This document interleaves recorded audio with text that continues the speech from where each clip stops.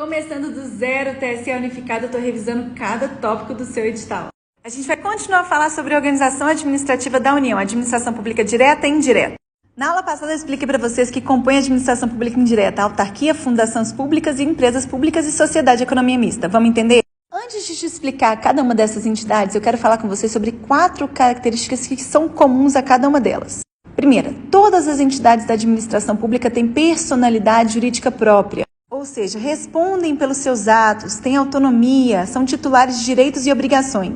Além disso, todas essas instituições são criadas mediante lei específica. Lembrando que a lei específica cria as autarquias e as fundações públicas com personalidade jurídica de direito público e autoriza a criação das fundações públicas com personalidade jurídica de direito privado, empresas públicas e sociedade de economia mista. Lembre-se, pessoal, que a autarquia tem personalidade jurídica de direito público.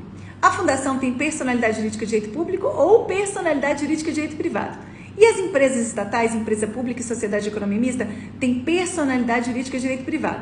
Nesse sentido, a lei automaticamente cria as autarquias e as fundações com personalidade jurídica de direito público, que vão prestar atividades típicas de Estado. Uma vez editada a lei, a autarquia já foi criada. Agora, no que se refere às fundações com personalidade jurídica de direito privado e às empresas estatais, a lei autoriza a criação dessas entidades.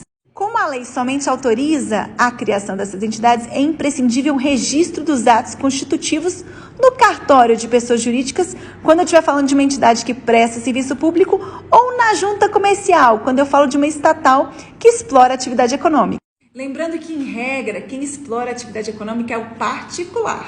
Entretanto, quando aquela atividade econômica está ligada a um relevante interesse coletivo ou um imperativo ligado à segurança nacional, aí o Estado pode explorar, sim, a atividade econômica através das empresas estatais. Olha a Petrobras aí. Todas essas entidades são criadas com a finalidade de atender ao interesse público.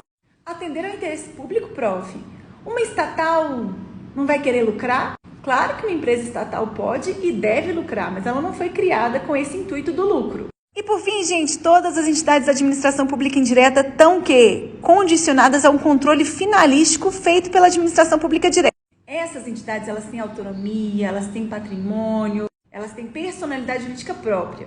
Elas não estão subordinadas à administração pública direta. Eu não posso falar que a União está hierarquicamente numa posição superior a uma empresa estatal. Não existe hierarquia entre pessoas jurídicas distintas. Mas é claro que a União, gente, vai realizar um controle que a gente chama de controle finalístico. Ela vai verificar se aquela entidade que ela criou, na administração pública indireta, está cumprindo a finalidade pela qual ela foi criada. Isso que a gente chama de controle finalístico ou supervisão ministerial.